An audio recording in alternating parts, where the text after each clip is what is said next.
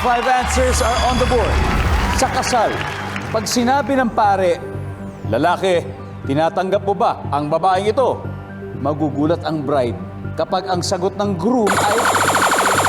Kylie, No? no. Tatanggap mo ba ang babaeng ito? Hindi po! No! Survey says... Wow, di ba? Top answer. Kylie, of course, pass or play? Play! All right, let's go play round 1. Again, Nika, imagine, the scenario, may kasalan, tapos sabi ng pare, lalaki, tinatanggap po ba ang babaeng ito? Magugulat ka kung yung sagot ng lalaki ay, Hindi po ako sigurado. hindi ako sure. Survey says, ayos, pwede, Roy. Sa kasal, pag sinabi ng pare, nako, lalaki, tinatanggap po ba ang babaeng ito? Tapos sabihin mo, ano kaya? May iba pa akong mahal. No! Sabi ng pare, ba't ka nagpakasal? May iba daw mahal. Sabi ng survey ay. Oh. Yuki, again, yung scenario, nasa kasal, sinabi ng pare, lalaki, tinatanggap mo bang babae ito?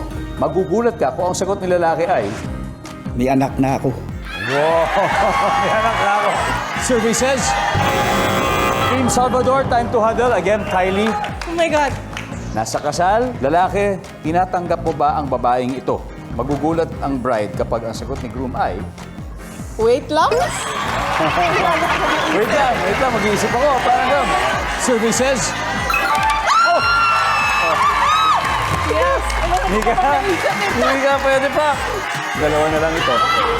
Again, Mika, ano pa kaya? Hindi po ako kumbinsido. Hindi ako kumbinsido. Parang gano'n na rin yan. Parang hindi pa ako sigurado.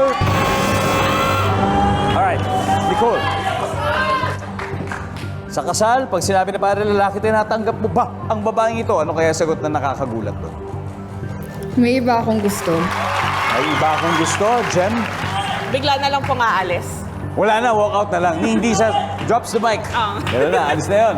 Ella. Father, pwede mag-CR muna. Okay, ito, unique. Magsi-CR muna, may CR break.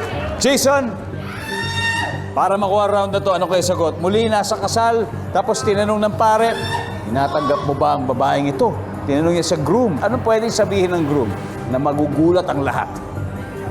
May gusto akong iba. Said that too. So we have to, yeah. Masabi niyo na ba yun? Yes! Wala! Sinabi na kasi.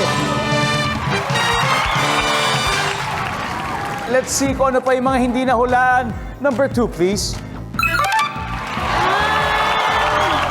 Number 5.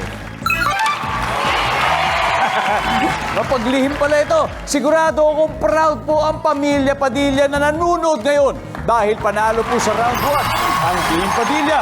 They now have 65 points.